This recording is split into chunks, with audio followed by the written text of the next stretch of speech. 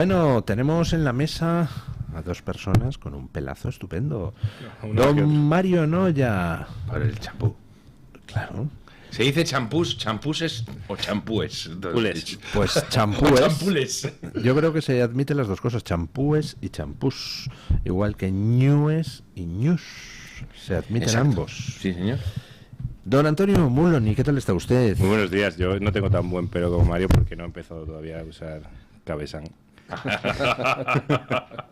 Pues, Es cuestión de tiempo. Nunca es tarde si la dicha es buena. Así es. La dicha de tener un buen pelazo, pues, oiga, en fin, no es eso es un desdeñable. privilegio. Bueno, muchas felicidades a don Mario Noya, que se ha incorporado al grupo directivo, patronato o comité asesor de la Fundación Disenso. No es ese exactamente el cargo, pero vamos, los capos de tutti capi.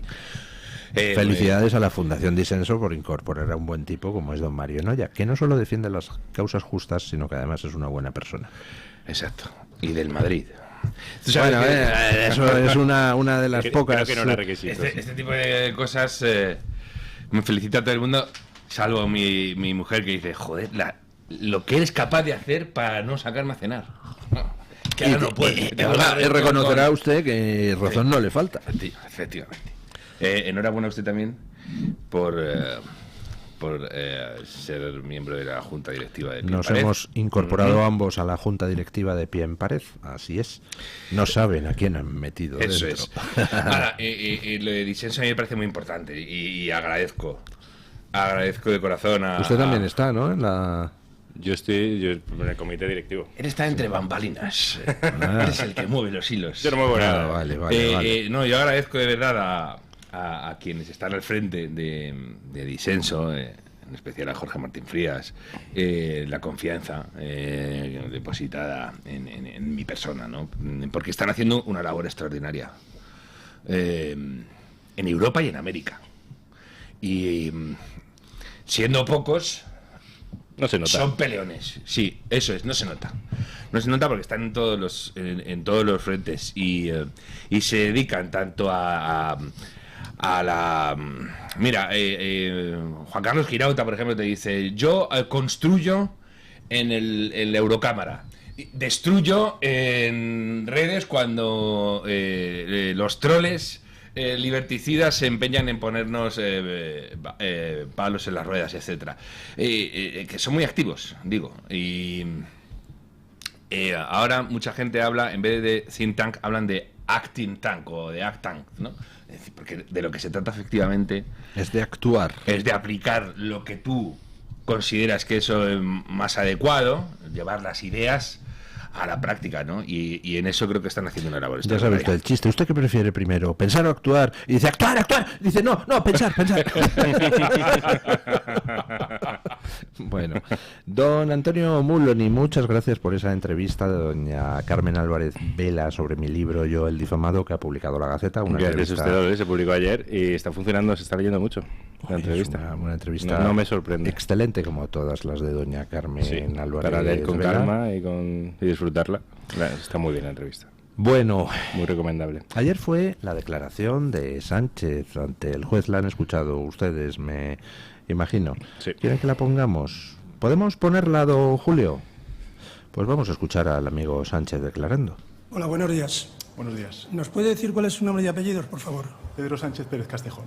Mire, se trata de practicar una diligencia consistente en la toma de declaración, si usted desea declarar, por lo que le informaré a continuación, en un procedimiento que se sigue en el Juzgado de Instrucción número 41 de Madrid, con el número de diligencias previas 1146-2024. En ese procedimiento existen en este momento 3 personas que tienen la condición de investigadas y le voy a preguntar si con alguna de ellas tiene usted algún tipo de relación. La primera de ellas se llama doña Begoña Gómez Fernández. ¿Con esta persona tiene usted algún tipo de relación de parentesco, amistad, enemistad? Es mi esposa. Muchas gracias. Respecto de don Juan Carlos Barrabés Cónsul No, y respecto de don Joaquín Goyache Goñi, tampoco. como consecuencia de que usted ha manifestado que una de las investigadas es su esposa, ¿está usted dispensado de declarar en todo aquello que pudiera perjudicarle? Si bien es cierto que hay otras 2 personas con las que ha manifestado que no tienen ningún tipo de relación, pero también el mismo artículo que le dispensa a usted de declarar respecto de su esposa prevé la posibilidad de que tampoco declare en todo aquello que quepa la posibilidad de perjudicar o comprometer a su esposa. Una vez que creo que esto está suficientemente informado, lo primero que tengo que preguntarle es si usted va a acogerse a la dispensa de declarar o, por el contrario, quiere prestar declaración. Señoría, me acojo a la dispensa del artículo 416. No desea prestar declaración respecto de ninguna de las preguntas que se le pudieran haber formulado. Deseo acogerme al derecho que viene reconocido en la ley. Pues muchísimas gracias. Se da por concluida la diligencia. Bueno, Sánchez puso todo su empeño en que no se pudiera escuchar este momento. Y puso todo su empeño, no sé, en mi opinión, más que porque tenga mucha relevancia procesal el tema, porque debe de ser un palo para su ego de 3 pares de narices, tener que someterse a un juez y él, que es el más guapo, el más chulo, el más poderoso de España, tener que obedecer y responder a la pregunta del juez, ¿no? Y además, no sé qué opináis vosotros, pero que quiero decir, precisamente en este tipo de trámites que podría despachar con tantísima facilidad, el hecho de que esté cargando tanto las... ¿El qué? La captura. Sí. El hecho de que le imponga tanta gravedad a algo que podría despachar, ¿no? De manera muy... Eso, mire, oiga, me acojo a mi derecho a no declarar y tal. Adelante. Indica o que tienen mucho que ocultar y intentan y van a dar una guerra cloaquesca, o que, bueno, la condición, mentalidad del personaje, como dice Don Luis, de decir, a mí, ¿tú quién eres para...? No acaban de concebir de verdad que tienen que rendir cuentas. Yo creo que gran parte de lo que les ha pasado es eso. Yo también lo creo. Que decían, pero yo, ¿por qué voy a tener que dar cuentas de qué? Y mi mujer, es que es mi mujer. ¿De qué? Está a punto de no tener que rendirle cuentas a nadie, tiene todo controlado y le queda algún juez suelto. Básicamente es lo que queda en España, que todavía puede pedirle cuentas a Pedro Sánchez. Se le nota con la voz incluso más engolada de lo habitual, que ya es decir, tenso. Al juez se le nota nervioso en la voz, y eso que básicamente él sabía que era un trámite que iba a durar 2 minutos. Sánchez, para mí lo más importante de todo esto es que el presidente del gobierno se niega a declarar para no perjudicar a su esposa. Es decir, el presidente del gobierno reconoce tácitamente que si habla perjudica a su esposa. Y eso es lo más importante de esto. No puede ayudarla por mucho que diga, sin mentir, claro. Y un testigo, pues al final no puede mentir ni Pedro Sánchez, todavía siendo testigo, que ya podrá. Para eso está trabajando para controlar el Poder Judicial y lo está consiguiendo. Hombre, decirle eso a Sánchez, dice que no puedo mentir que como testigo, sujétame el cubata. Pues no hablo. Eso fue lo que hizo, pues no le contesto. Que al final, y luego la gravísima actuación de Bolaños, que es ministro de Justicia, que no es un militante del PSOE más, saliendo a continuación para decir que ¿cómo puede tener las partes un vídeo de la declaración? Hombre, pues ¿cómo no van a tener las partes un vídeo de la declaración? Tendrán que saber lo que ha dicho un testigo. Peor que eso, siendo ministro de Justicia, dice que Sánchez tenía derecho a declarar por escrito. Dices, esto lo dice el ministro de Justicia. Oiga, no tenía derecho a declarar por escrito, porque no le iban a preguntar sobre sus actividades como presidente de gobierno. Le iban a preguntar sobre algo, un posible delito, del que él puede ser un testigo y con el que en principio queremos creer que Sánchez no tenía nada que ver, ¿no, Bolaños? No, y fijaos, porque, mira, te pilla en una tertulia. Muchas veces los abogados se llevan las manos en la cabeza contra la razón y dicen, madre mía, los periodistas, el conocimiento que tienen de derecho. Con razón. ¿Vale? Te pillan una tertulia así de primeras y dices, bueno, pues no tenía derecho, no tenía derecho, en fin, lo que hayas leído deprisa y corriendo en Twitter, y puedes dispensarlo de alguna manera. Al ministro de Justicia, evidentemente no. Evidentemente no ha dicho eso. No debería. No, como que no debería, que ni se contempla. Por eso es peor. Porque lo que están haciendo es intoxicar. Claro. Los que vienen a repartir carnés de prensa y los que quieren amordazarnos por el bien de la libertad de expresión, vienen a intoxicar. Evidentemente está intoxicando. O sea, no es no es una salida del paso, ¿de acuerdo? Lo está haciendo para ponerte en la mira. Al juez y a todos. Y al que se mueva, en cualquier ámbito, su partido, donde sea. En cuanto a la declaración insustancial y el esfuerzo que ha hecho Pedro Sánchez por impedir que se produjera, para esto sí que sigue siendo absolutamente necesaria la prensa. La portada del Mundo. El Mundo haciendo portadas históricas es un gran medio. Es mi esposa. ¿La habéis visto hoy, la portada del Mundo? Es mi esposa. Y Pedro Sánchez sentado, sin chulería. Puede ser que hoy la férula la vaya a necesitar más, porque muy probablemente estuviera ahí apretando los dientes de una manera... ¿Habéis visto cuando aprieta los dientes? Pero Sánchez, quítate de medio, ¿eh? No debe de ser de...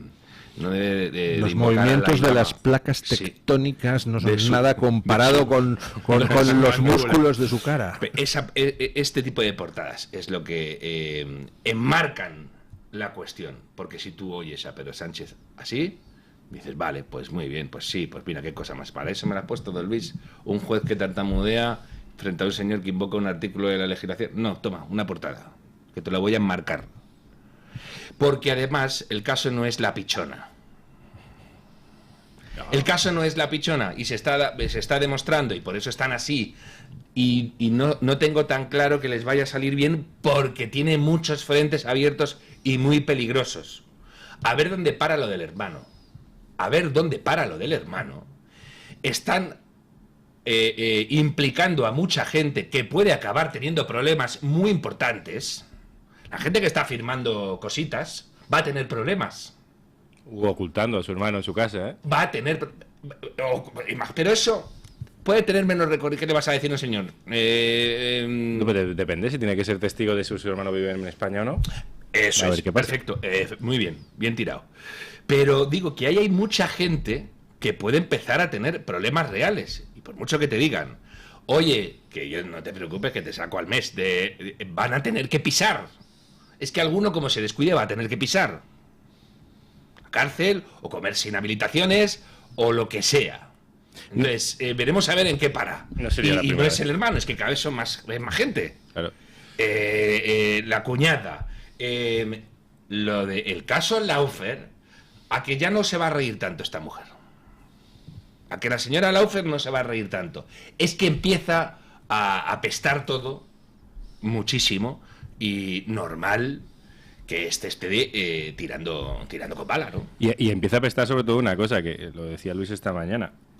Todo se une en un punto, que es Pedro Sánchez. Al final, el hilo conductor, la piedra angular de todo esto es Pedro Sánchez. Es el hermano de uno, el esposo de otra, el amigo del otro que llega, el cuñado de otra. Es que es una red.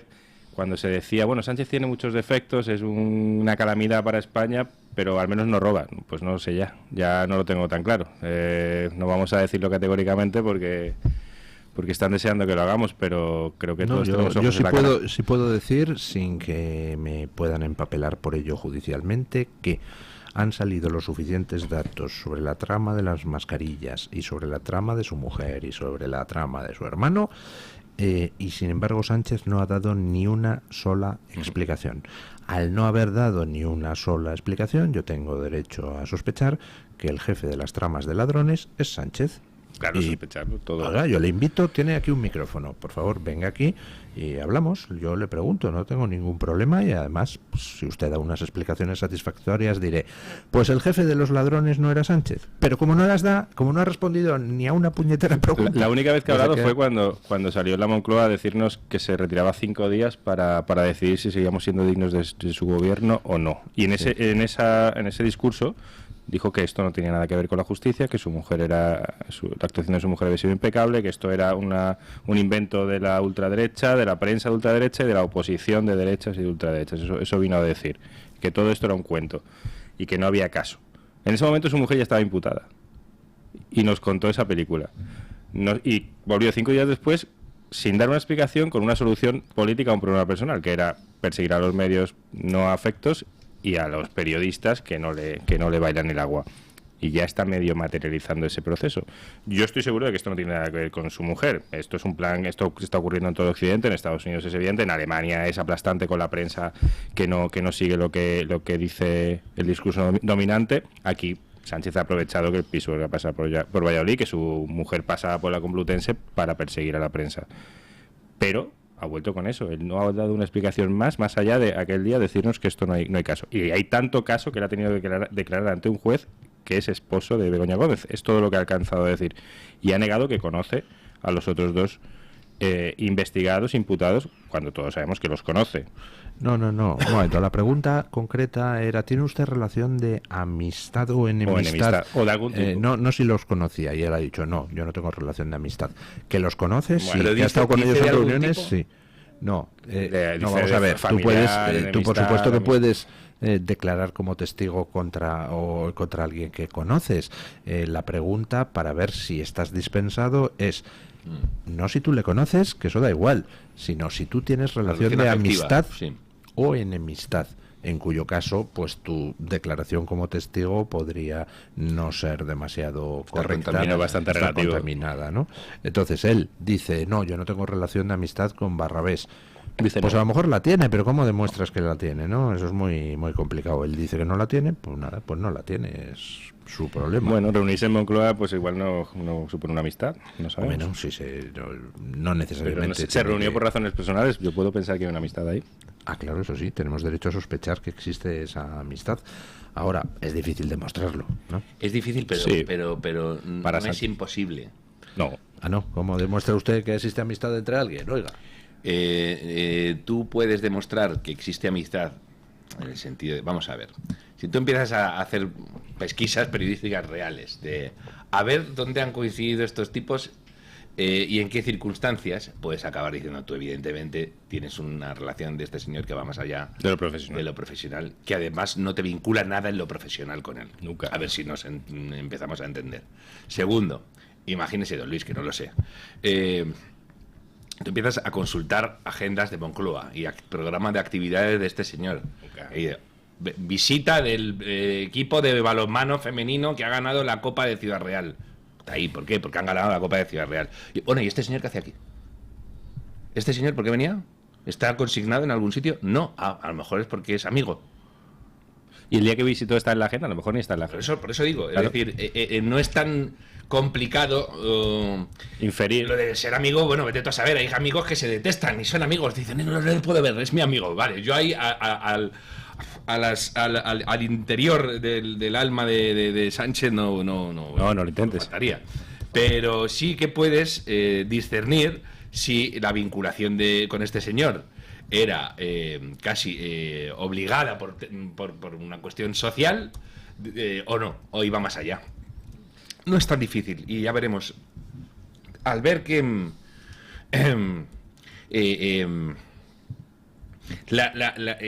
al seguir el rastro del dinero y de las contrataciones que haya hecho este señor, vas a ver por qué ha sucedido. Y de repente, ¿por qué? ¿Y tú por qué hablabas con él? ¿Te lo encontraste un día en la calle o cómo fue esto? No es tan difícil, don Luis. Si pautas la conducta de este buen hombre, es fácil, no es tan difícil.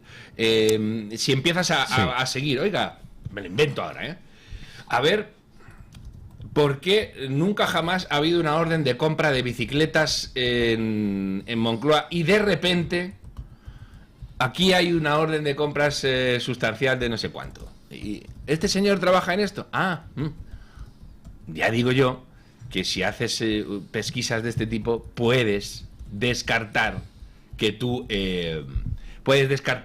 que tu relación con él sea meramente circunstancial. Yo creo que sí, yo creo que habrá mucha jurisprudencia al respecto, de una manera de comprobar qué relación tenía un testigo con los imputados y de cómo han mentido muchas veces diciendo que no la tenían cuando seguramente no era profesional. Luego, no lo sé, pero si volvéis a escuchar el audio, cuando le pregunta ahí se pone muy tajante que es cuando yo no conozco Dice, no. a Antonio Muloni.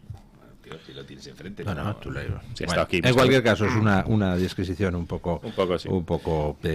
absurda. El caso es que hoy seguimos conociendo... No me diga usted eso. Joder, llevamos aquí 10 minutos. No, digo que no vamos a llegar a ninguna conclusión, porque efectivamente, pues yo que sé, podría haber maneras de tratar de demostrar la amistad de alguien, pero dudo de que vayamos a poder demostrar si Barrabés y Sánchez son A ver, que Sánchez amigos. no tiene amigos, eso partamos de ahí. Ah, mira, me está usted dando la razón. Bueno, Sánchez no tiene amigos. Pero tiene enemigos. Don Luis, que no, que sí, que eso sí se va a poder demostrar, que se puede, es que hay cosas que nos creemos que pertenecen a tu intimidad y que nadie te va a rastrear, y se rastrea porque es muy fácil.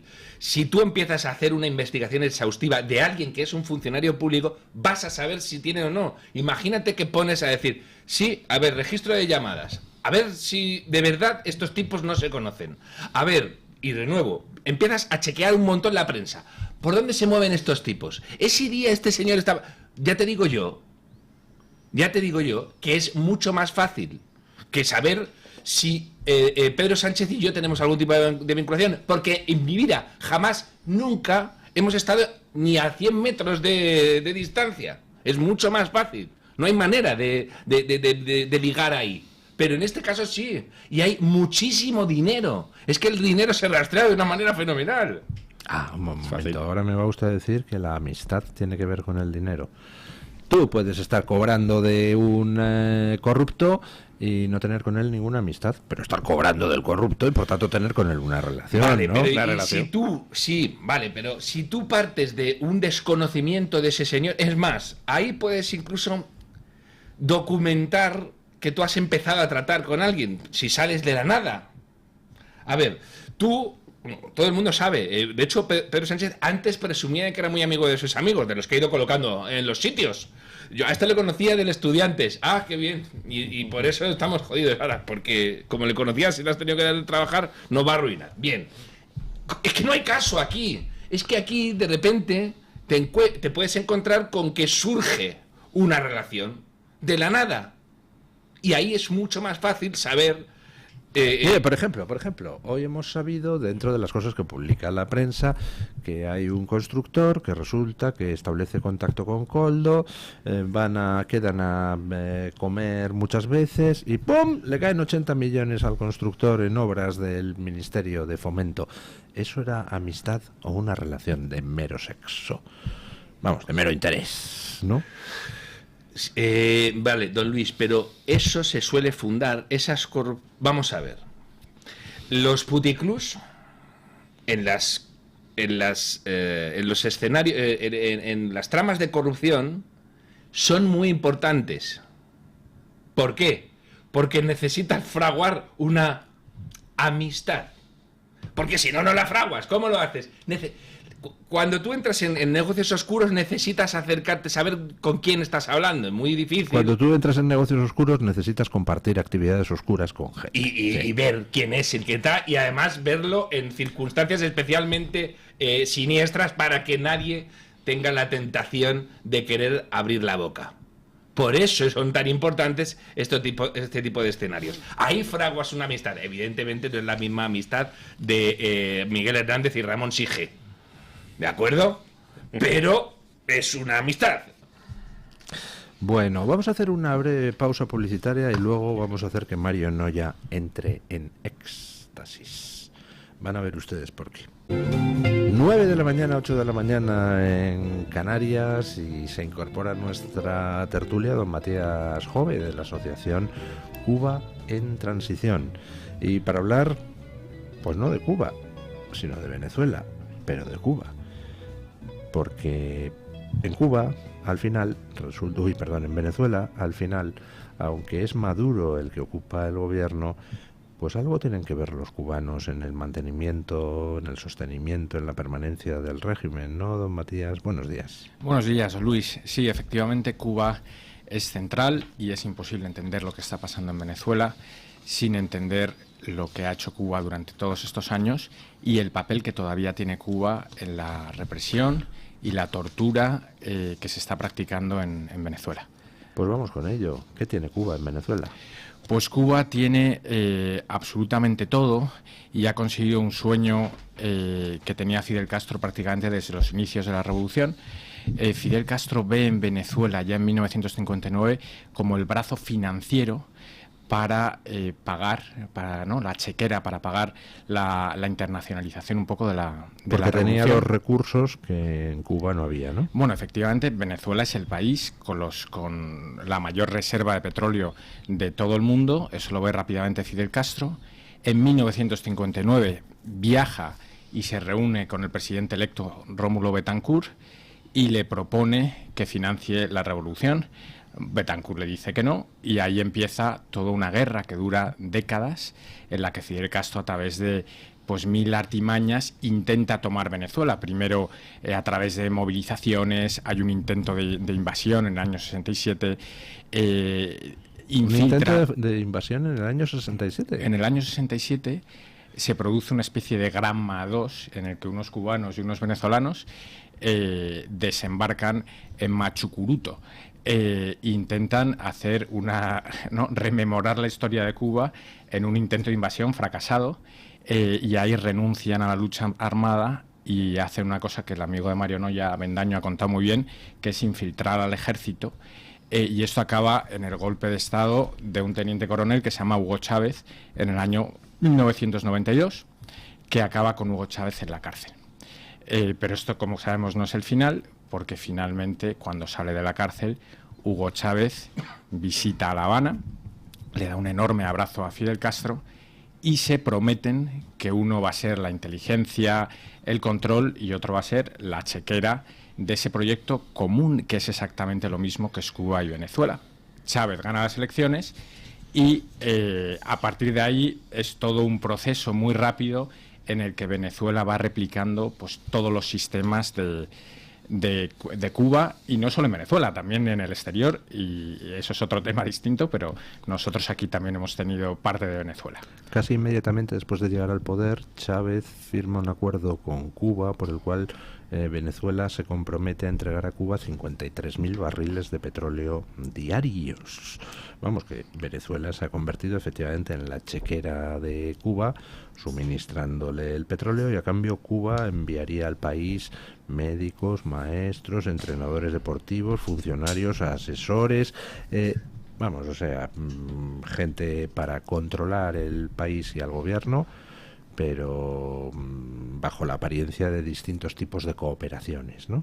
Efectivamente, llegarían a ser 100.000 los... ¿100.000 cubanos? No, 100.000 los barriles de petróleo. Ah, perdón. Y los cubanos, fueron 46.000 los contados que llegaron, que eran médicos, entrenadores deportivos, funcionarios, pero no eran solo entrenadores deportivos o funcionarios, sino eran aquellos que iban a replicar en Venezuela un modelo que en Cuba ha funcionado muy bien y que venía de la Stasi, que es un modelo de control social, de abajo arriba, de barrio a barrio, con comisarios, con comisarios políticos, y se llegó a decir que el 22% del PIB de Cuba venía directamente de las ayudas de Venezuela, y lo que no consigue, porque claro, Hugo Chávez se encuentra con que tiene un régimen al menos formalmente democrático y tenía que cumplir una serie de requerimientos legales, y no controla el ejército. Esto acaba en un golpe de Estado contra Hugo Chávez, y ese es el momento en el que Fidel Castro da un paso adelante y dice: tenemos que romper todo esto. Y ahí es cuando se toma la decisión. Hay una serie de acuerdos que en su momento fueron secretos, pero ahora son totalmente conocidos, en el que Cuba toma la dirección y la supervisión del ejército y los servicios de inteligencia venezolanos. ¿Y en estos momentos Cuba tiene controlados tanto el uno como los otros? Cuba es la cabeza. Cuba es la cabeza de Venezuela, no es la cabeza operativa, en el sentido de que hay venezolanos reprimiendo, pero Cuba ahora mismo tiene y está investigada por la Corte Penal Internacional por delitos de lesa humanidad cometidos en Venezuela por agentes cubanos. Entonces hay testimonios donde cuentan que en el helicoide, estas torturas vejatorias tan salvajes, cuentan que el acento que oían, porque tenían, ¿no?, muchos de estos en las torturas te cierran los ojos y te los vendan, pero el acento es cubano. El manual de operaciones especiales, el manual de tortura que se aplica ahí es cubano, los procedimientos son cubanos y sobre todo las competencias por estos acuerdos que se han dado a conocer son cubanas también. Entonces, como dijo el secretario general de la OEA, el responsable de la tortura y la represión en Venezuela es Cuba y está siendo investigado por ello. Si no existiera ese apoyo de Cuba al gobierno venezolano, ¿cuánto duraría el gobierno venezolano? Es muy difícil contestar esa pregunta. Sin esos 30.000, 40.000 cubanos que en estos momentos controlan el ejército, la policía política, etcétera, ¿podría sostenerse Maduro en el poder? Es imposible. O sea, ahora mismo lo hemos visto en las elecciones, ¿no? Tiene una gran mayoría absolutamente en contra del gobierno. Incluso en las mesas instaladas en los cuarteles. Incluso en las mesas instaladas en los cuarteles. Lo que pasa es que hay que entender que lo que se está jugando en Venezuela va mucho más allá de Cuba. Porque Cuba es un proyecto que trasciende una isla, ¿no? Y ahí está Irán, y ahí está China, y ahí está Siria. Es un hub de terrorismo internacional, si se me permite la expresión, que va mucho más allá de lo que ocurre en el país, ¿no? O sea, es un Estado fallido en el que hay unos delincuentes que han tomado el poder y están sirviéndose de Venezuela como tapadera, ¿no?, de esos negocios que tienen, ¿no? El cártel de los soles es uno de los cárteles más importantes del narcotráfico y está controlado por el ejército venezolano. Entonces yo creo que a la hora de definir lo que es Venezuela, que es el debate un poco que estamos teniendo en España, si es una dictadura, no es una dictadura, Venezuela es un estado criminal. Y yo creo que es muy importante las calificaciones, porque cuando uno califica una realidad, eso tiene consecuencias. Y si Cuba es un estado criminal, con un estado criminal no se negocia, se le derrota. Que Borrell le dirá que no se negocia, sujéteme el cubata, ¿no? Efectivamente, Borrell tiene una larguísima carrera de complicidad, primero con el régimen cubano y después con el régimen venezolano, ¿no? Y yo creo que precisamente viene de esa calificación, ¿no? Él trata a Venezuela como si fuera un estado normal, ¿no?, democrático, cuando es una narcodictadura criminal y de la que nos tenemos que defender.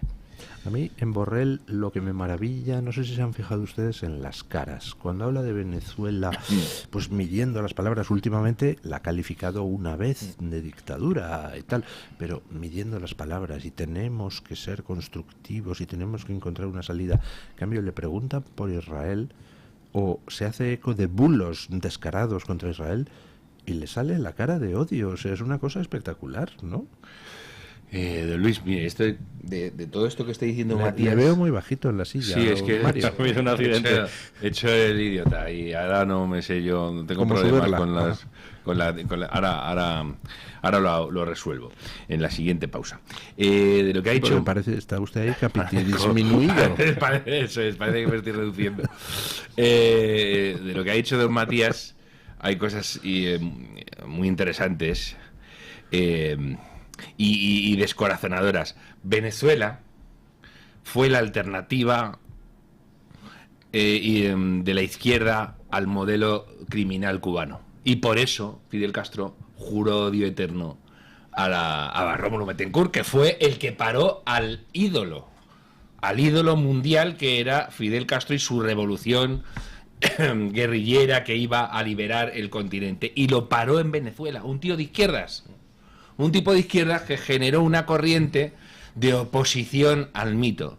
Y eso no se lo perdonó, tampoco se lo perdonó a Venezuela, y la está castigando a modo. Ahora estamos en una situación curiosa porque, bueno, a nadie se le oculta que Lula, Petro, pues son de la misma cuerda ideológica que Maduro, y sin embargo se han negado a reconocer su falsa victoria en las elecciones, lo cual llama la atención. Dices, uy, ¿por qué le medio retiran el apoyo? Tampoco han reconocido la victoria de la oposición y tratan de buscar alguna salida para el régimen. Y dices, ¿y esto por qué? Y claro, te das cuenta de que Lula y Brasil, pero Lula a nivel personal tienen su ambición de hegemonía regional. Brasil quiere ser quien marque la pauta regional. Lula quiere ser el presidente de, y sucede de Iberoamérica. Luis, es verdad y entonces Maduro mancha, es demasiado sanguinolento, demasiado cubano, demasiado... Y no solo eso, es que además... las maneras que son muy invasivos. Entonces, de repente dices, no, es que estos no buscan solidaridad, es que acaban, como les dejes, acaban mandando en tus países y demás. Hablando del número de cubanos, acabo de consultar y a veces se publicó hace 4 años una cifra, 220.000 cubanos han pasado por Venezuela desde la instauración del chavismo. 220.000 cubanos que no iban a trabajar, como dice don Matías, que iban a otro tipo de labores. Hay historias de todo tipo que son muy trágicas algunas, porque algunos iban, por ejemplo, médicos y decían, ahí está la mía, voy a ver si me... Y a ellos, para que no tuvieran la tentación de desertar, les sometían a presión especial, a ellos y a sus familias. Oye, ten cuidado, no vayas a aprovechar que te vas a Venezuela para desertar, que tenemos aquí a tus familias y podemos hacer perrerías de todo tipo, ¿no? De cosas. La situación de los médicos cubanos en el exterior, que es parte de la propaganda y del mito cubano, es tremenda, porque es una nueva forma de esclavitud en el siglo XXI, donde los médicos se convierten en una especie de agentes de la seguridad, en el que Cuba les incauta el 90% de su sueldo y crea a su alrededor toda una red también de control social y de espionaje fuera de su país, ¿no? O sea, cuando ahora... en España hemos tenido ese debate, si venían médicos cubanos, ¿no? ¿Os acordáis? Sí. En el COVID, y en el fondo es estar pagando agentes de influencia extranjera que, insisto, de estos países hay que defenderse, porque su proyecto es acabar primero con sus países y después exportar ese modelo que es terrorífico, ¿no? Y a los médicos los ha usado para blanquear el régimen durante décadas, diciéndonos que son los mejor preparados del mundo, cuando realmente allí no tienen ni material para prepararse, ni buenos profesores, ni buenas instalaciones, ni electricidad muchas veces, ni siquiera en los hospitales, como van a ser los mejores preparados del mundo. Pero lo que decíais en la región, la reacción de Lula, de Petro, de Boric, que fue a lo mejor la más frontal, la primera, también se debe a que sus países están repletos de venezolanos que han tenido que huir y que no se tragan ya las mentiras de su régimen, pero tampoco las de Petro, las de Lula y las de Boric. Y muchos de esos votan ya, conviven con los chilenos, conviven con los colombianos, en especial en el norte, y conviven con los brasileños en menor medida, pero también... Entonces ya no es que no crean, yo creo, no es que no crean en lo que viene de Cuba, no es que no crean en lo que viene de Venezuela, sino una mera cuestión electoral y propagandística, pues hacen como que no tiene nada que ver con Maduro, que ha pasado por horas bajas, pero parece que se ha salvado. Es muy interesante con eso que estás diciendo. El Foro de Sao Paulo se crea en 1990. Se crea en un momento, se acaba de caer el muro de Berlín. En esos años, solo en el año 93, o sea, el verano anterior a ese famoso abrazo entre Fidel Castro y Hugo Chávez, salen de Cuba, huyen de Cuba 35.000 cubanos por vía marítima. O sea, de estos que... Entonces, es en ese momento cuando Cuba está en una auténtica agonía, se está muriendo, el bloque soviético acaba de caer, o sea, parece, ¿no? Ya se habla del fin de las ideologías, cuando se crea el Foro de Sao Paulo, inspirado por Fidel Castro, y es cuando empiezan a tomar Venezuela. Entonces es muy interesante ver que esa alianza es una alianza, el Foro de Sao Paulo, mucho más sólida de lo que a veces nos dan a entender. Y es muy importante, insisto, ver que en ese Foro de Sao Paulo tenemos importantes representantes españoles también, ¿no? El amigo Zapatero, que por cierto esta tarde da una conferencia, he visto, o presenta un libro en el Ateneo de Madrid. Como socio ateneísta, qué vergüenza que permitan pisar el Ateneo a semejante colaborador de las dictaduras más sanguinarias, pero bueno. Oye, la frase que ha dicho Julio Borges es brutal. Cuéntela. Es brutal. Cuente quién es Julio Borges. Eso es. Julio Borges es un dirigente opositor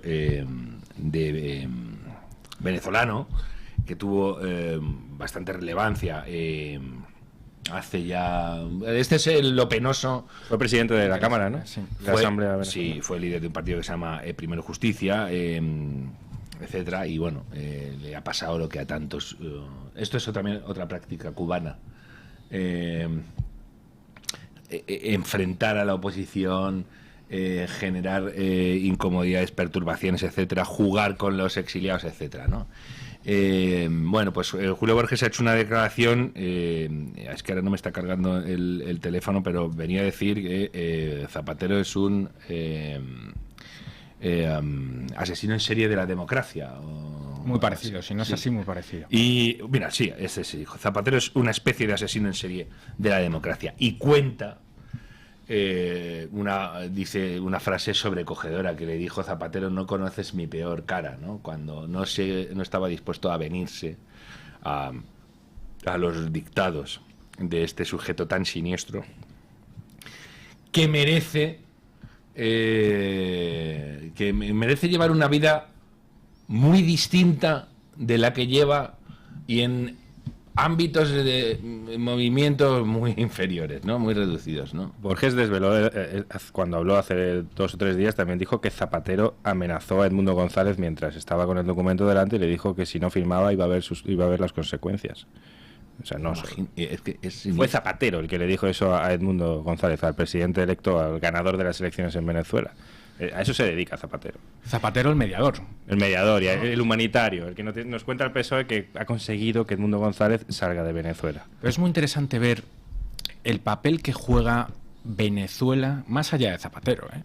Porque Pedro Sánchez, si uno ve quiénes son su entorno cercano, ¿no? Que va alejando poco a poco, pero todo es Venezuela, ¿no? O sea, porque tenemos a su mujer, ¿no? Con quien hacía negocios, ¿no? Tenemos a Zapatero, que fue el adalid de su campaña electoral. Y lo sacó. Tenemos a Ábalos, que era su número 2. O sea, todos son del círculo cercano de los hermanos Rodríguez de Venezuela. Y ese círculo se va estrechando y el papel de Venezuela, que sabemos que tiene mucho dinero, pues es muy, muy relevante. Matías, ¿tú crees que se podría es exagerado establecer un paralelismo entre la colonización que hizo Cuba del poder venezolano y la que está haciendo Venezuela del poder en España? Pues mira, yo creo que 3 de los 4 pasos que explican la cubanización de Venezuela los ha dado España, o por lo menos estamos muy adelantados. O sea, siempre el deterioro institucional, han tomado las instituciones, la creación de un órgano de propaganda o de una opinión pública absolutamente dominada por parte del régimen, por parte del gobierno, y la consolidación de un esquema asistencial que haga que una parte muy importante de la población dependa del gobierno. Esos 3 pasos en España estamos muy avanzados. El cuarto, que Venezuela tardó muchos años, como hemos visto, en darlo, es la toma de los servicios de inteligencia, del ejército, o sea, la toma ya del aparato represivo, que creo que eso en España todavía no estamos. Pero como español, como demócrata español, no como español, a mí me parece que lo que nos dicen los venezolanos de cuidadito, que hay que cuidar la democracia, creo que hay que tomársela en serio. Venezuela ha pasado de ser una alternativa democrática de la izquierda a ser un predio donde ozan sujetos como Monedero. Fijaos la degradación de un país, lo que puede ser, ¿no? Lo peor es que hay lemas, prácticas, tácticas que ha utilizado la izquierda, que más ha conseguido movilizar a la calle, que están calcadas de Venezuela y de la Argentina kirchnerista. Frases de estas del apriete, los colores que han utilizado para sus movilizaciones, la batalla del lenguaje que han dado, está tomada de allí. Bueno, y además circula mucho, es una cuestión. Ellos también aprecian muchísimo, por razón, han tenido asesores españoles. Son los mismos asesores, de todo tipo. Es decir, hay que tener mucho cuidado, y además nadie escarmienta en cabeza ajena, pero hombre, cuando veas a un venezolano que te dice que él era médico y te está repartiendo una pizza, a lo mejor puedes llegar a decir, esto es peligroso.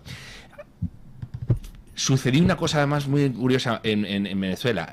Chávez pega un golpe muy cobardemente. Murió un montón de gente. No sé si murieron 90 personas en el golpe, en la intentona de Chávez. Y el suicida régimen democrático venezolano lo libera y lo convierte en un mito. En un mito, y es que a mí nunca se me olvidará.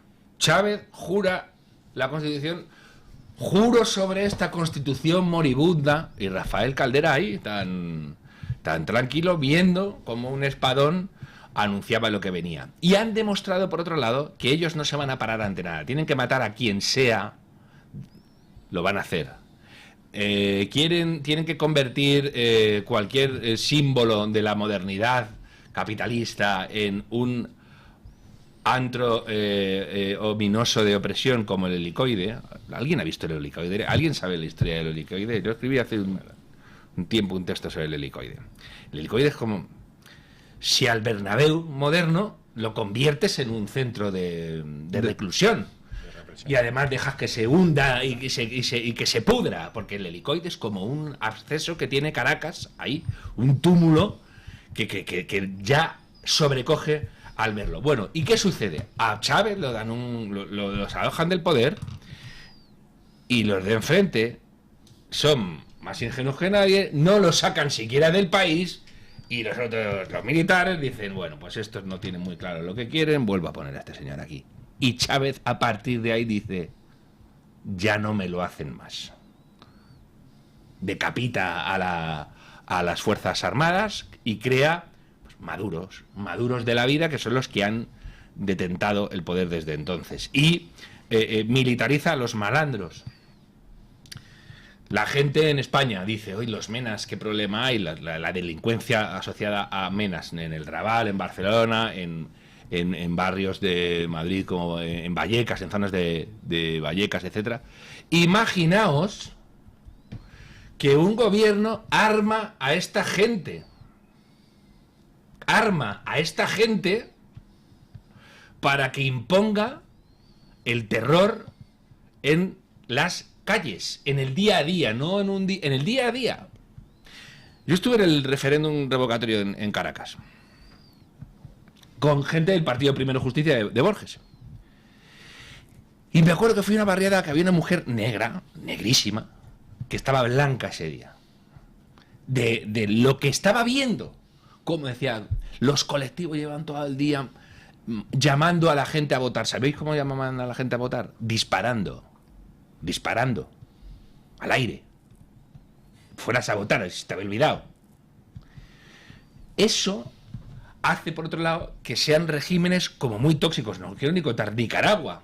Y encima a la izquierda mainstream le viene bien porque posan de, mira, no, pero yo estoy en contra de estos. Hago fechorías en mi país. Boric, que ahora, oye, que tampoco, es verdad que puedes agradecerle la posición que ha tomado. ¿Cómo llegó al poder Boric? A ver si os lo cuento.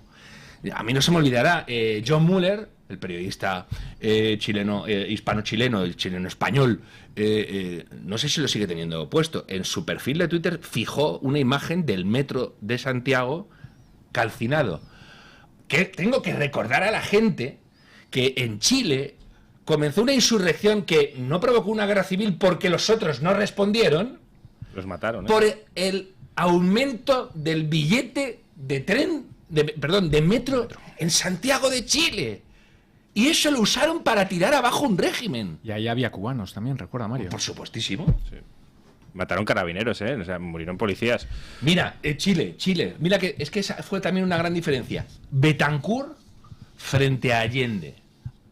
¿Qué pasó en Chile cuando Fidel Castro decidió hacer una gira que no sé qué se tiró 3 semanas por Chile? Para arriba, para abajo, haciendo ver que el país era suyo, que explica un montón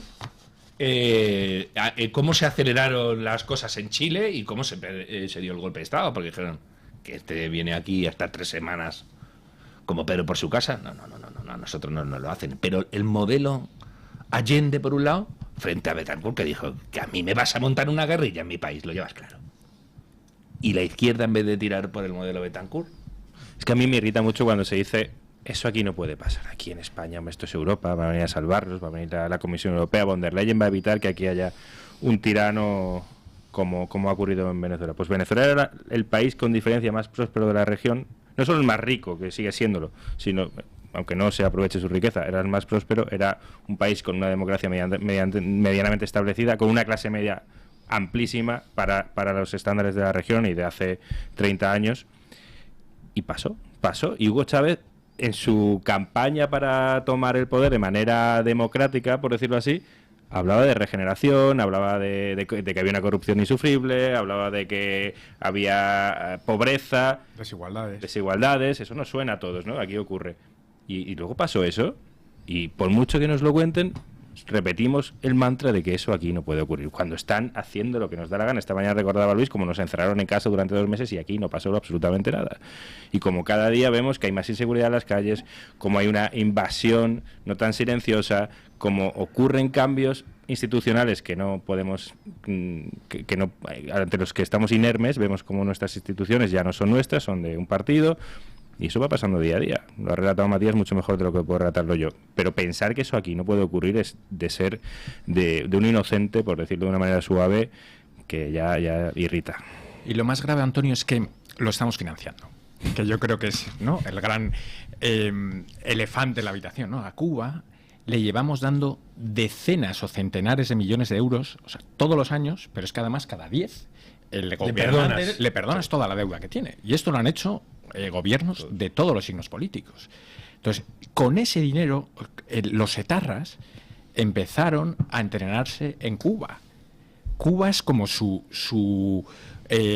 santuario, quien les ha entrenado, y ahora mismo está en las instituciones, es lo que sabemos, ¿no? Y Cuba, además, se financia no solo a través de la cooperación internacional, sino a través de cada ayuntamiento de izquierdas que hay en España. Uy, de izquierdas. Vamos, ojalá fuera así. Uy, de izquierdas. Sí, ¿no? El PP es... Están utilizando cada resquicio que tienen, Entonces yo creo que aquí es muy importante pues no ser imbécil, ¿no? Y ver que Cuba y Venezuela son una amenaza para España y cortarles el grifo, porque por autodefensa.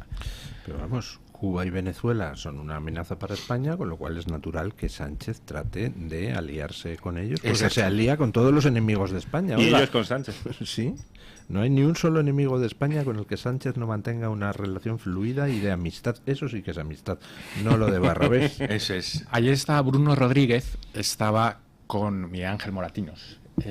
Bruno Rodríguez es el ministro de Asuntos Exteriores cubano. Y la Alianza de Civilizaciones de Moratinos también la pagamos nosotros, ¿no? Es la chequera española.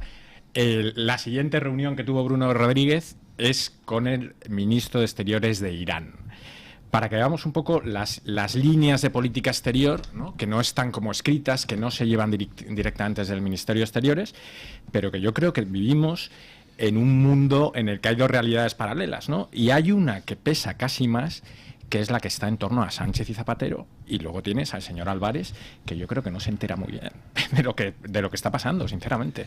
Bueno, nos quedan 10 minutillos. Hemos dedicado esta última media hora del programa a lo que está sucediendo en Venezuela, a la influencia que tiene Cuba. La Asociación Cuba en Transición ha publicado un informe sobre esa influencia de Cuba en la isla. ¿Cómo puede la gente descargarlo o a través de Twitter?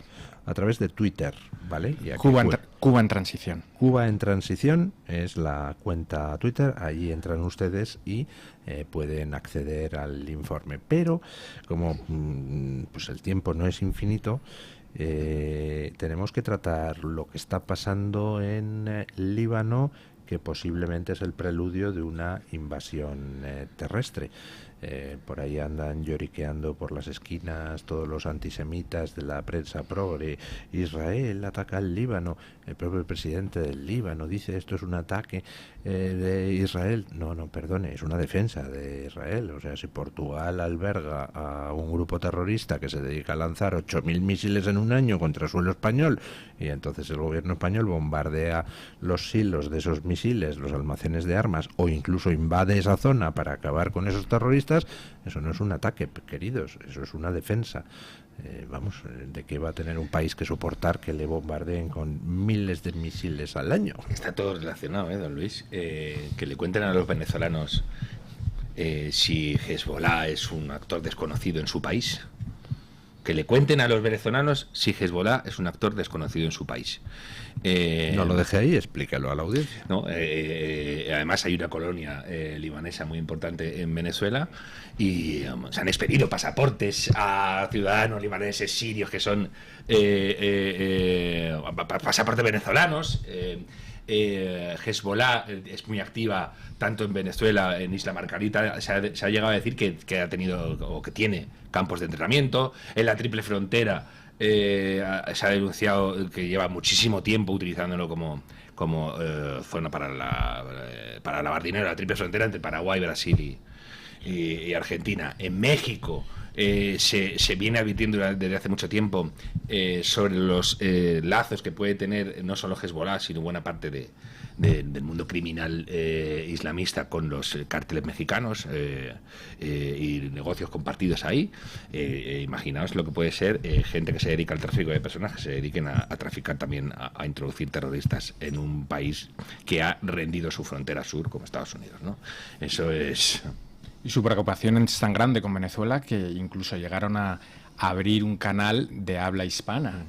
Sí, Irán, ¿no? No sé si os acordáis. No, ¿cómo que sigue? Es que en Cuba también se ve. Es que en América se sigue... Sí. Se sigue ¿Es de lo poco que puedes ver? Sí. Entonces...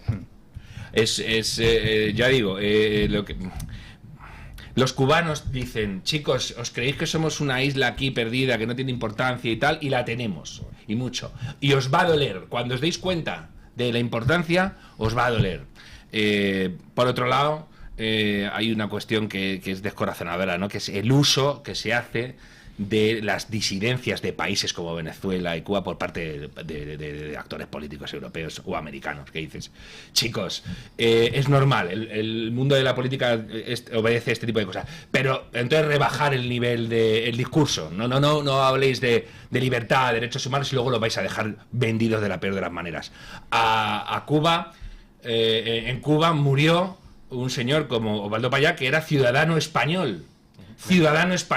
Su familia se ha hartado de decir que lo asesinaron y ahí se ha enterrado otro tema más, otro asunto más de lo que sucedió ahí. Nadie quiere decir nada. No molestéis, no seáis pesados. ¿El qué no seáis pesados? Que defendáis a españoles. Y ya no te voy a pedir retórica, que defendáis, que cumpláis con vuestra obligación de defender a españoles. A Osvaldo Payá le mataron.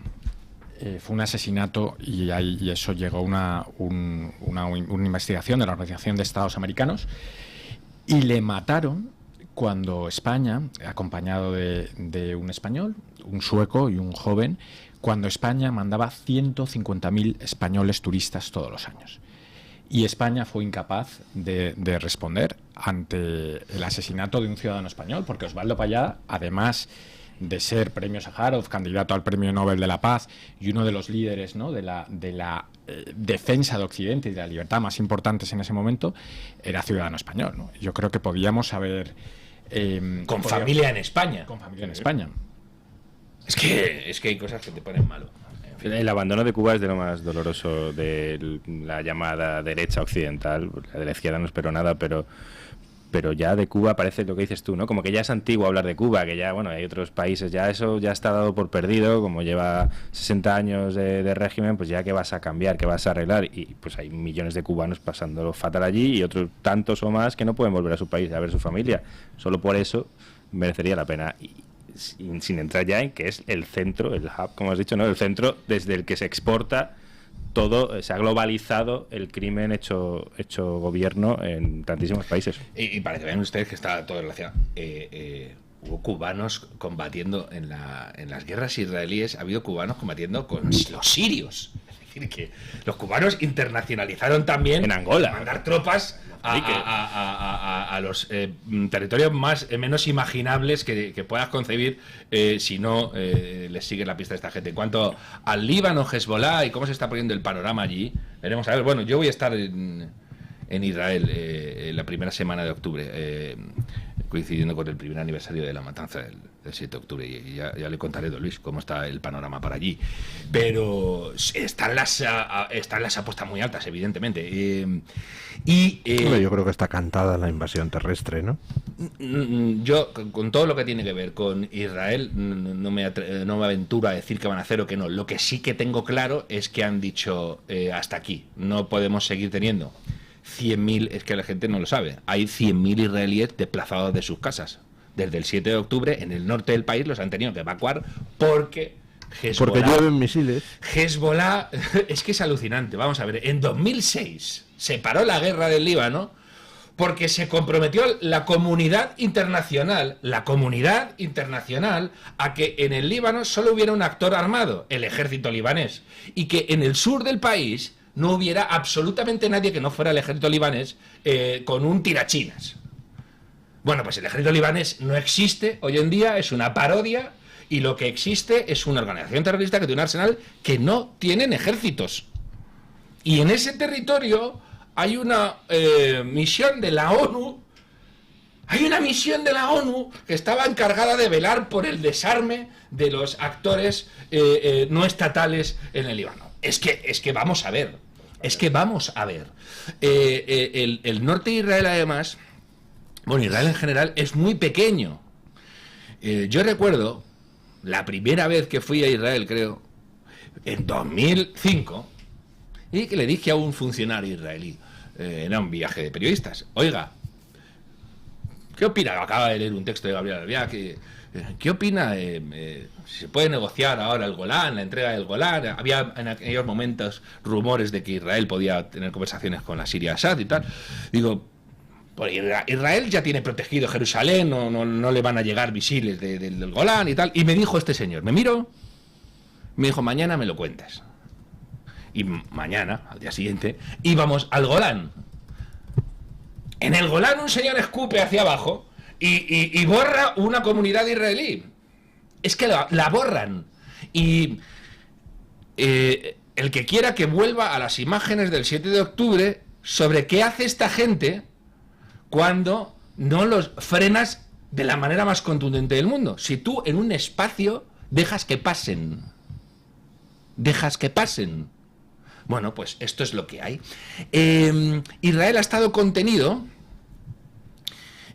ha visto lo que pasaba con Hamas, mucha gente no sabía qué había pasado. Hay un fallo de inteligencia, ¿qué le pasa a Israel? Encima no tienes en cuenta el cálculo interno político israelí. En Israel hay una tensión muy fuerte en el gobierno, y entre el gobierno y la cúpula de las fuerzas de defensa de Israel, sobre qué hay que hacer. Y hay una parte del ejército que dice hay que entrar ya en el Líbano. El gobierno para a veces este tipo de golpes. Netanyahu, entre nosotros, es lo más lejano que hay a un halcón en política israelí. Es un señor que se ha dedicado, de hecho, a gestionar tiempos para que los conflictos no estallaran. De hecho, le criticaban en Israel que no tomara el toro por los cuernos en ninguna decisión, y este tipo de cosas han sucedido. ¿Qué ha pasado ahora? Israel ha hecho un acto de inteligencia que ha dejado absolutamente descolocado a muchísima gente. Ha aniquilado la capacidad tecnológica de Hezbollah, que no son 4 matados. Bien, y ahora vamos a ver qué sucede, porque ya no es solo Hezbollah. Irán es la que está siendo más ampliamente desafiada con todo esto. Entonces veremos a ver cuál es el desarrollo de los acontecimientos. Las invasiones terrestres de Israel desde el Líbano no las hace si no está absolutísimamente obligado. ¿Os acordáis de lo que tardó en invadir ahora Gaza? Después de la matanza del 7 de octubre, ¿os acordáis el tiempo que tardó en invadir? Que de hecho lo criticaban, ¿no? Porque no invadía, porque no quiere invadir, y no quiere invadir y quedarse. O eso genera también... pero ahora invadirá el Líbano y se quedará. Y se quedará por una sencilla razón, porque no puede consentir que el Líbano sea otra vez una base de lanzamiento de misiles contra su población. Es que el gobierno israelí está obligado a defender a sus civiles. ¡Qué narices! Y si a alguien le molesta, pues oye, no te molestaría mucho cuando no has hecho que Hezbollah quitara de ahí sus lanzaderas. Yo es que estoy ya hasta las narices de los antisemitas de todo pelaje. O sea, olvidémonos de Israel, pongámonos en el caso de España. ¿Soportaríamos que nos estuvieran lanzando misiles un día así y otro también desde Marruecos? No. Hombre, no. Bueno, pues, a lo mejor otro país, Bueno, como ejemplo. Sánchez quizás sí. No, preguntas que mejor no. El problema es eso, Israel se defiende. Lo peor que lleva a la izquierda en general es que Israel se defiende. Por eso no le perdonan nada. No estamos acostumbrados en Occidente a que, a que los países se defiendan. Bueno, Sí. yo creo que ahí hay una cosa que deberíamos empezar todos a entender, y es que la izquierda europea ha estado financiando a los palestinos, no a pesar de que fueran a utilizar la ayuda occidental para construir redes de túneles, comprar armamento y atacar a Israel, sino para que hicieran eso. O sea, vamos a dejarnos de mandangas. No es una izquierda que yo no sé, no sabía que los palestinos... No solo lo sabías, lo querías, porque realmente odias a Israel y quieres que Israel desaparezca. Es que en Estados Unidos las manifestaciones no son pro-Palestina, son pro-Hamás. Exactamente. Literalmente, las manifestaciones en las universidades en las que los padres se gastan 200.000 euros al año para que su hijo estudie estudios de género son pro-Hamás. Y piden que Hamás se globalice, literalmente, en pancartas. Que Hamás tenga una acción global. Eso no es algo casual, no ocurre de casualidad. Y hablemos claramente, la ONU, sus sicarios en la zona, la Agencia para los Refugiados de Oriente Medio y tal, son una manga de terroristas, todos. O sea, han salido docenas y docenas de tíos contratados por la ONU que han participado en la masacre del 7 de octubre. O sea, hay que entrar con lanzallamas para empezar a eliminar todas las cuevas de antisemitas de los nuevos nazis que han surgido por todo Occidente. Doña Carmen Carbonell entra aquí con el lanzallamas para traernos la opinión de los oyentes, porque ya estamos hablando nosotros demasiado. Y sobre todo que la opinión de los oyentes es lo más importante de este programa siempre, que quede claro, no que entre yo, sino que los oyentes hablan. Don Luis, les estábamos preguntando esta mañana por el famoso caso Koldo. Saben ustedes que de un tiempo a esta parte se conoce con este sobrenombre a esa trama, ¿no?, de corrupción, esa presunta trama de corrupción en torno a la compra de mascarillas, desvío de fondos, etcétera, etcétera. Y concretamente les preguntamos quién cree que era... En italiano, presunto... No, es en italiano. Es en portugués, yo Es en creo. portugués, Creo que usted quiere ir por ahí. Significa jamón. En España significa chorizo. Pues sí, viene a ser... Que nos estamos preparando el terreno, doña Carmen, para... Es que le conozco más bien. O sea, le conozco más bien. No le he visto que empezaba por ahí. Digo, es que... bueno, en fin, sí, ya ustedes nos conocen. Sí, es que nos conocemos desde hace muchísimos años, así que ya le tengo bastante calado a don Luis del Pino. El caso, la pregunta que lanzábamos esta mañana es ¿quién cree que era el jefe de la presunta trama de corrupción de mascarillas durante la pandemia? Dábamos 4 opciones. La primera, Koldo García; la segunda, José Luis Ábalos; la tercera, Pedro Sánchez; y la cuarta, no existe tal trama. Esta mañana yo decía que la opción de no existe tal trama no la podía votar nadie que estuviera bien informado, que tuviera algunos datos de los muchos que se están publicando. Pues don Luis, tengo que decirle que hay un 1% de los encuestados que dice que no existe tal trama. Serán los asesores, no sé, porque bueno, es que... gente que de buena fe cree que todo es un invento de la fachosfera. Bueno, voy a empezar por el final, los menos votados. Hay un 1% que dice que no existe tal trama, hay un 1% que dice que es Koldo García. Yo creo que es el propio Koldo García el diciendo, por lo menos, dadme lo mío, ¿no? Reivindicad mi nombre, porque claro, esto está bastante Ya que reñido. me van a empapelar, al menos llevarme el mérito. Claro, que se llame el caso como él mismo. Hay un 11% que dice que es José Luis Ábalos, pero don Luis, hay un 87% de los encuestados que dice que el jefe de la presunta trama de corrupción era Pedro Sánchez, que directamente era el que dirigía, por así decir, todos los hilos. ¿Cuánto? 87%. Estos son los resultados que obtenemos de la encuesta en Twitter, y hay comentarios en el chat de YouTube de Radio Libertad, como este de Alberto S. de la Torre, que dice que el PSOE es una mafia, que son peores que el cártel de Sinaloa. La mafia son unos aprendices en comparación con estos ladrones, con el dinero que se han llevado. En la comunidad de YouTube... No, tampoco seamos hiperbólicos. Peores que el cártel de Sinaloa, afortunadamente, todavía no. Bueno, pero como hay libertad de expresión, ahí ha quedado registrado ese comentario. Todavía hay libertad de expresión. En la comunidad de YouTube de Radio Libertad, Ángel5977 dice que realmente el que dirige todo es Zapatero. Hay muchas personas que hablan de esa conexión que también había puesto Matías Jove encima de la mesa, ¿no? Pues eso, del Grupo de Puebla en Hispanoamérica, ¿no? De todas esas alianzas que hay allí y precisamente de cómo se encuentran, ¿no? Algunos sospechosos habituales en según qué lides. En Twitter, Marian LB dice que hay que ser mezquino para hacer negocio cuando la gente cerraba sus negocios y no podían ni enterrar a sus muertos. Estamos haciendo alusión a un caso de corrupción, a un presunto desvío de fondos en lo peor de la pandemia, don Luis, cuando no había mascarillas, cuando se estaban buscando, y además coincide precisamente con esa información que hemos conocido esta misma mañana respecto a las ofertas que tenía el Ministerio de Transportes encima de la mesa, y al final lo que suele pasar, ¿no? Que se lo llevan los amigos, presuntamente. Conocidos. Amigos, conocidos, familiares, bueno, lo que sea, ¿no? Churris. Esas cosas, don Luis.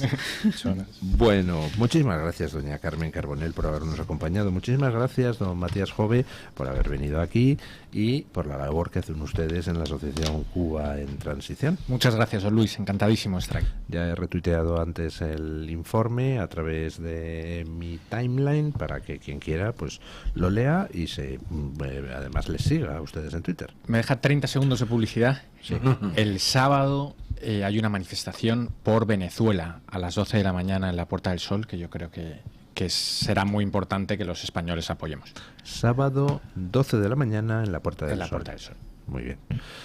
Don Mario Noya, muchísimas gracias, felicidades por esa incorporación a los cuadros directivos de la Fundación Disenso y de Bien Pared.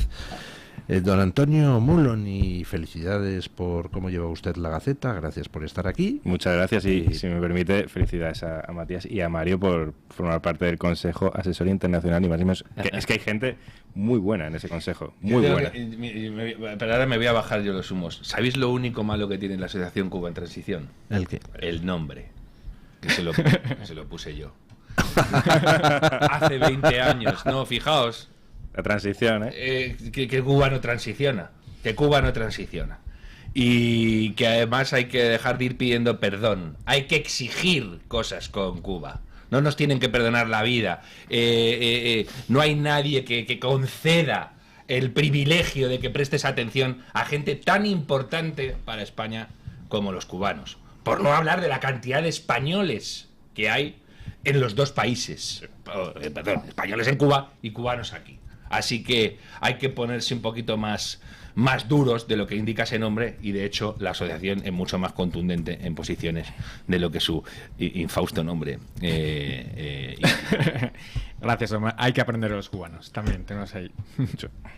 Bueno, gracias a todos, gracias a doña Carmen Carbonell por traernos la opinión de los oyentes, y ponemos punto final a la tertulia con nuestro amigo don Paco Linares. Hoy nos quiere confesar que le cuesta trabajo ser feliz. Buenos días, don Paco Linares. Buenos días, don Luis del Pino, y gracias. Qué frágil es la paz. ¿Qué límite más tenue hay entre ser una persona libre o un esclavo? Veo y siento el mundo que nos rodea y parece que estamos en una burbuja que quieren pinchar a toda costa, una pompa de jabón que en cualquier momento se puede romper. En nombre de lo que sea, guerra en Europa, Ucrania, Rusia, Israel solo contra todo su entorno lleno de fanáticos teocráticos, Hamas, el ISIS, Hezbollah, dictaduras por todos lados, China, Venezuela, Cuba, Brasil, África, etc. Y donde no hay dictadura, hay mandatarios que hacen lo posible para que las haya. Estamos, como decía, en una burbuja que peligra, y no hablo ya solo de potencias extranjeras. En nuestra misma nación se están sembrando diferencias odiosas para que nos dividamos y volvamos a esa involución permanente, esa involución de la que Pío Moa nos advierte que los manipuladores llaman evolución o progresismo. Sí, me cuesta trabajo y casi me da remordimiento de conciencia ser feliz mientras se asesina, se mata, se bombardea, unos terroristas atacan y otros dan vueltas de tuercas a la libertad. ¿En la misma ONU? se aprieta y se aprieta con la Agenda 2030. Ahora pasamos a la cumbre por el futuro para conseguir un demencial pacto. Hay que estar atentos al Iquindoy, como decimos en Málaga. Recuerden, esto que vivimos es una simple pompa de jabón que no se pinche. Recuerden, algo que leí hace poco. Nadie puede hacerlo todo, pero todos podemos hacer algo. Mañana más y mejor. Punto final.